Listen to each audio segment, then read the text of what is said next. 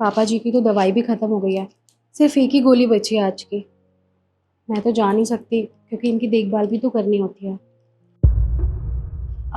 हाय शिखा, सुनना ज़रा।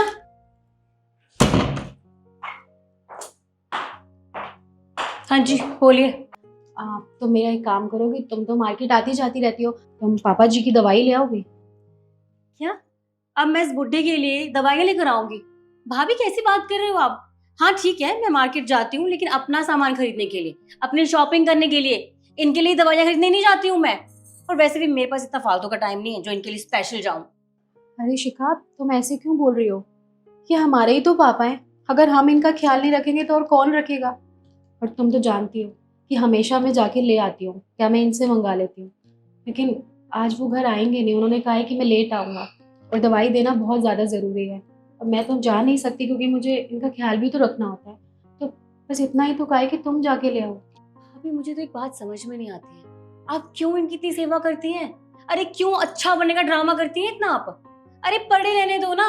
इतना पैसा है इनके पास, अपना ध्यान खुद रख लेंगे, किसी को रख लेंगे अपने पास। आप क्यों इतनी सेवा करते रहते हो? अरे क्यों अपनी अच्छी खासी जिंदगी खराब कर रहे हो आप? अरे अपनी लाइफ अपने ऊपर इन्वेस्ट करो, इन पर नहीं। दीदी, आप कैसी बातें कर रही हैं? अरे इनका ख्याल हम नहीं रखेंगे तो और कौन रखेगा?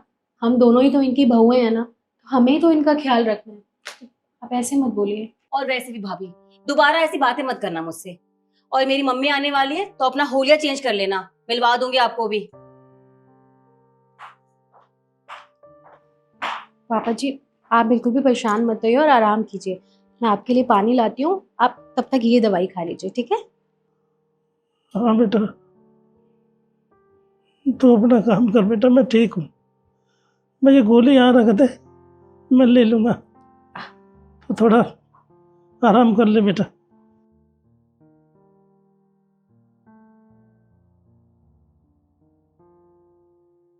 और बता बेटा, कैसी है तू?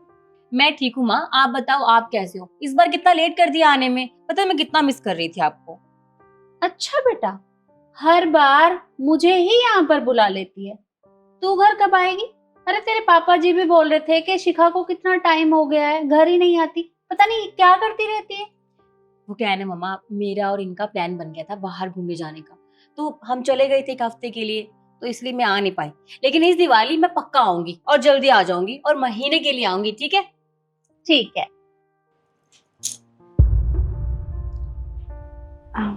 नमस्ते आंटी जी। नमस्ते बेटा, कैसी हो ईशु? मैं अच्छी हूँ, आप बताइए आप कैसी हैं? अरे मैं तो बिल्कुल ठीक हूँ। आओ ना, बैठकर बातें करेंगे। नहीं नहीं आंटी जी, मैं बैठ के बात नहीं कर सकती। वो क्या है ना, तबीयत बहुत ज़्यादा ख़राब है, मुझे ना दवाई देकर आनी है। ठीक है।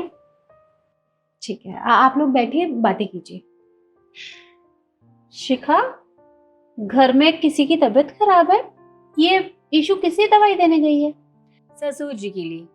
उनकी तबीयत खराब है, आए दिन बीमार पड़े रहते हैं। और उनकी ये बड़ी बहू, अच्छी बहू, उनकी सेवा करती रहती है। बस वहीं गई है दवाई देने। मैंने बोला था आप आने वाले हो, मिल लेना, पर इनके पास टाइम ही नहीं है ना। शिखा, ये हो क्या गया है तुझे? और तू किस तरह की बात कर रही है? अरे अगर तेरे ससुर जी की तबीयत खराब थी तो तुझे मुझे बताना चाहिए था। मैं तेरे पापा जी को साथ में लेके आती। पर आपको क्यों परेशान करना माँ खामखा? अब आप आते घर से यहाँ पर इनका हाल चाल पूछने के लिए, और वैसे भी इनका तो रोजाना का ही है। अब रोज आते रहोगे क्या?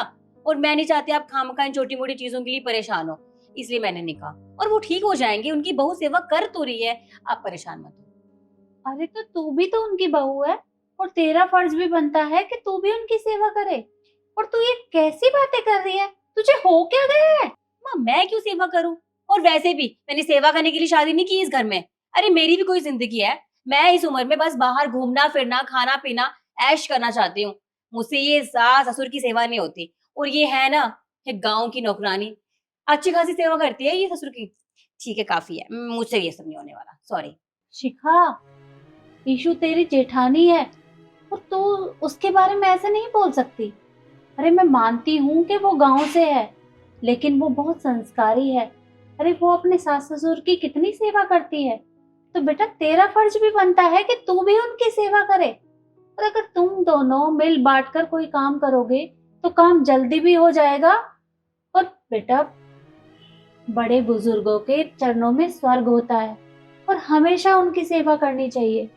जब तू उनकी सेवा करेगी तो वो जल्दी ठीक भी हो जाएंगे और तुझे आशीर्वाद भी मिलेगा। बड़े बुजुर्गों का आशीर्वाद बहुत जरूरी होता है। देख बेटा, मैंने तुझे ऐसे संस्कार नहीं दिए कि तू इस तरह का व्यवहार करे। अरे कल को अगर तेरी भाभी मेरे साथ इसी तरह से करेगी तो क्या तुझे अच्छा लगेगा? अरे जब भी मेरी तबीयत खराब होती है तो तेरी भाभी मुझे काम नहीं करने देती, सारा काम वो खुद कर लेती है। इसी तरह तेरा भी तो फर्ज बनता है कि तू अपने सास ससुर की सेवा करे, और तू है कि उनके बारे में पता नहीं क्या क्या बोले जा रही है। मुझे तुझसे ये उम्मीद नहीं थी। आप प्लीज आप गुस्सा मत कीजिए, शायद आप सही बोल रहे हो। मैंने ना सिर्फ हमेशा अपने बारे में सोचा, मैंने कभी ये नहीं सोचा कि मुझे भी उनकी सेवा करनी चाहिए। अरे जैसे आप कभी बीमार रहोगे तो मुझे आपकी कितनी परवाह होगी, और अगर भाभी आपकी सेवा नहीं करेंगी तो मुझे नॉर्मल सी बात है, गुस्सा तो आएगा ही। वैसे ही अगर अगर मैं इनकी सेवा नहीं करूंगी तो इनके बच्चों को और इनको कितना बुरा लगेगा, जबकि मुझे इनकी सेवा करनी चाहिए एक बेटी की तरह। बिल्कुल बेटा, देख तू मेरी बहुत अच्छी बेटी है, लेकिन तेरी परीक्षा ससुराल में शुरू होती है।